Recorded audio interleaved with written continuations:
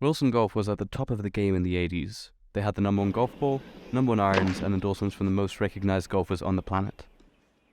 Today, they live as a shadow of their former selves, having fallen into obscurity as a golf manufacturer, with everyone left scratching their head at why companies like Taylormade, Callaway, and Ping now tower over them. This video will explore how Golf Dynasty lost its crown. Majors won is a statistic that has been used by many to say that Jack Nicklaus is the greatest of all time over Tiger Woods. But if we were to use that same logic for iron manufacturers, Wilson would have no such competition. In fact, their irons have won more majors than any other club manufacturer, with an impressive statistic of winning a major in every decade since the 1920s, with absolute legends of the sport like Palmer, Snead, Salzer, Stewart, and Langer. Alas, the success and popularity of a manufacturer are not held up indefinitely by history and legacy, so we can use this metric as a lagging indicator to determine when the money buzz started to slow for Wilson. A far cry from the peak decades in the 30s and 60s, where they averaged 9 majors per decade, the company started a trend of being less and less a part of winning golf's most prestigious events.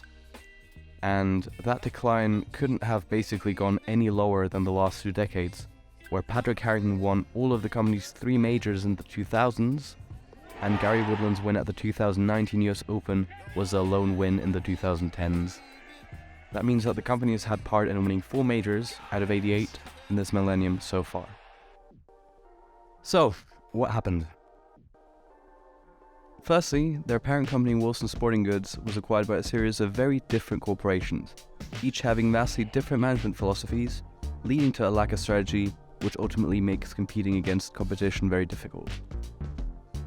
Now, in their 109 years since its founding, Wilson has a long history of acquisitions and mergers, so we need to get really specific about which ones harmed the company.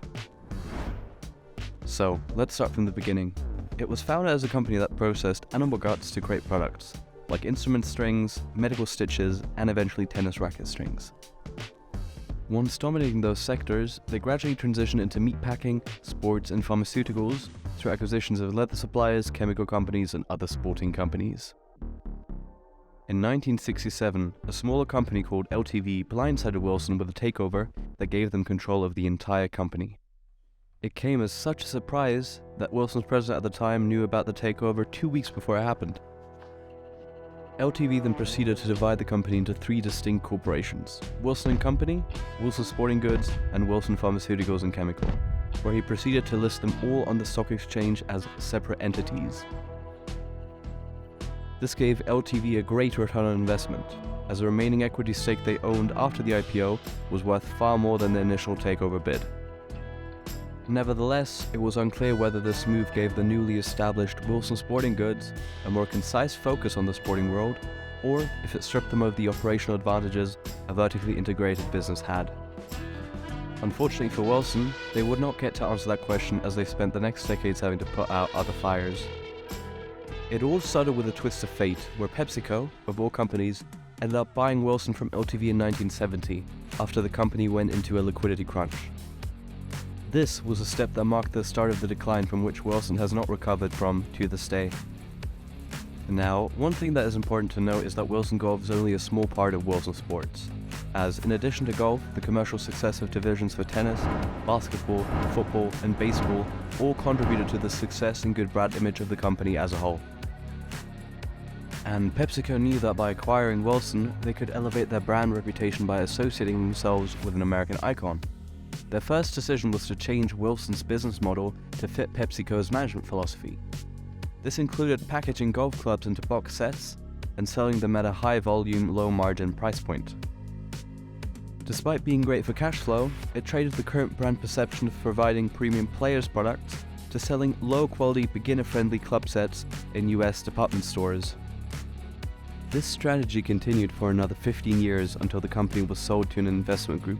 PepsiCo later commented that Wilson was not closely related to their major product lines and accounted for only 3% of their total sales. After a few years, the investment group then merged with Bogey Acquisitions Company, another investment group, which handed the reins to Anta Sports, its FILA, a Finnish company that would end up managing the company up until 2019. In an interview in 2014, Tim Clark, Wilson Golf GM at the time, stated that the clump of 3 ownership changes in a period of 4 years affected the business and affected what they stood for.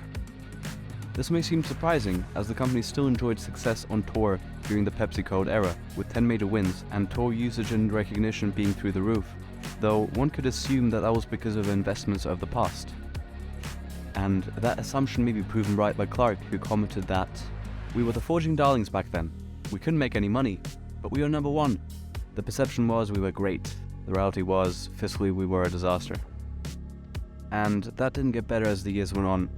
Once the company could not take advantage of the past, that being the brand's perception and history, the internal workings began to be exposed and they lost more and more money, which is when they started making some seemingly minor but crucial strategical mistakes. Firstly, customers totally lost the essence of what Wilson Staff, their premium line of products, stood for. Wilson Staff started off by selling the clubs that tour players designed for themselves. The most notable example being Gene Sarazen designing the Sandwich, which sold 50,000 units in its first year of release, in the 1930s. Once the company started hemorrhaging money, Wilson had to downsize their advisory staff at a time where the trend of golf club marketing was to pay even larger amounts of money for players to play their clubs on tour. Once Wilson was unable to do so, their visibility on the world stage of golf was greatly reduced, meaning that the only point of contact that the brand had with its customers was within the golf aisle of convenience stores, which mostly contained their box sets and non-premium products. In 2022, their good, albeit small collection of tour pros did a decent job of increasing the visibility of the brand, with the tools that they're given. They're not winning many tournaments though, which is the ultimate way to improve brand recognition, and this is down to the brand only sponsoring 14 pros across the PGA Tour, LPGA Tour, Champions Tour, Korn Ferry Tour, and the European Tour. We don't pay the most, I can tell you that. That's not our model. Trust me, there's a lot bigger money for those guys to go get. They gotta love the equipment, they gotta love what their brand is doing, and they gotta feel like they can win, commented Tim Clark.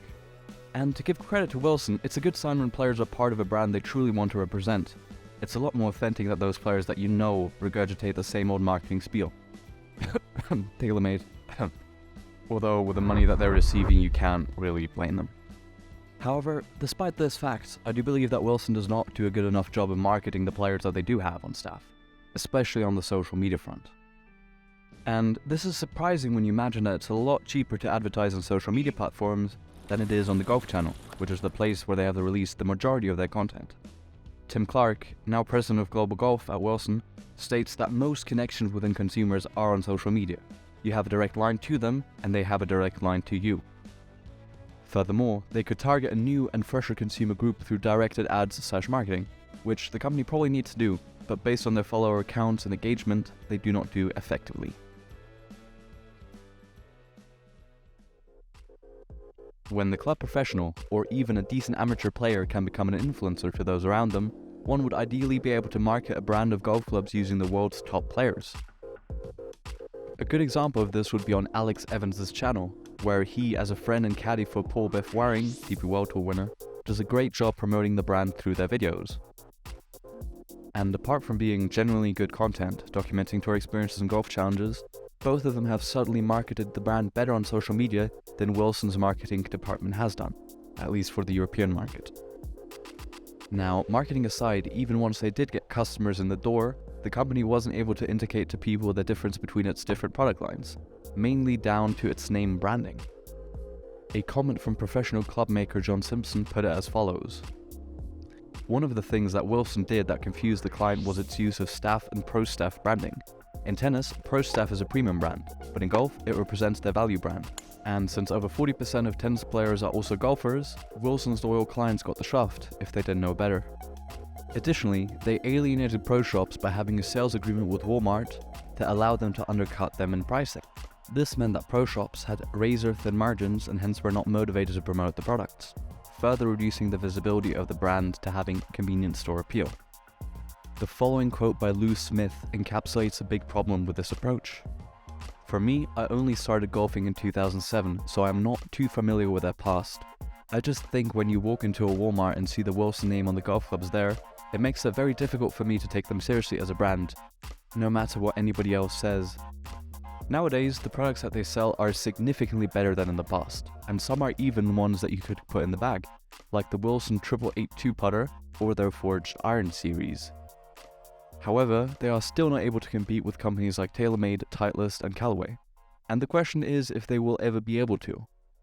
Will Wilson be able to come back from the changes in management that caused its reputation to be diminished?